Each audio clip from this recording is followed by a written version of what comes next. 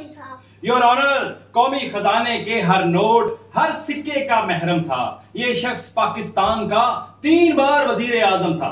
माशाल्लाह, चश्मे बदूर।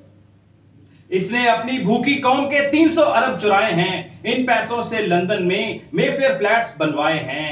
पहले कहते रहे नहीं, फिर कहा कि हमारे हैं। इनके झूठों ने कानून को दिन में दिखाए तारे हैं। इससे क्या फर्क पड़ता है? 1.5 साल सुप्रीम कोर्ट में मनी ट्रेल ना दे पाए। पहले मरहूम अब्बा जी को, फिर कतरी खत ले आए। तो क्या हुआ वकील साहब? अरबों के फ्लैट्स का मालिक बन गया 12 साल का बच्चा कैसे? इसने स्कूल में कैसे कमाए? कहां से आए इतने पैसे? हमने जब पूछा बेटों से, भाग गए अपने देश हुजूर। पाकिस्तानी वजीर आजम के इंग्लैंडिये बेटे हैं मफरूर। कोई बड़ी बात नहीं। बेटी साहिबा जो अपने अब्बू के घर में रहती थीं, कहीं मेरी जायदाद नहीं, यही हमेशा कहती थीं। कैलिब्री फोर्ट में जालसाजी वो करने लगी अदालत से। 1500 रियाल महीने वाले कैप्टन शोहरे हजरत से। ये भी आम सी बात है।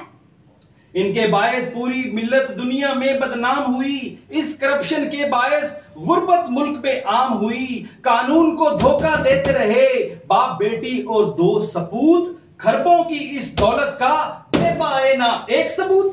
तो इसमें क्या हर्ज है? फिर योर ऑनर आपकी मर्जी, फैसला अब कर दीजिए। हमने यही कुछ कहना था, आप जो चाहे कीजिए। ऑर्डर ऑर्डर, फैसला यही है अदालत का। इनको जाने दिया जाए। इन सारे शरीफों को जमानत पर रिहा किया जाए।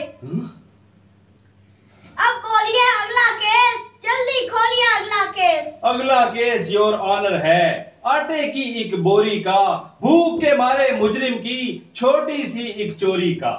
इस्लामी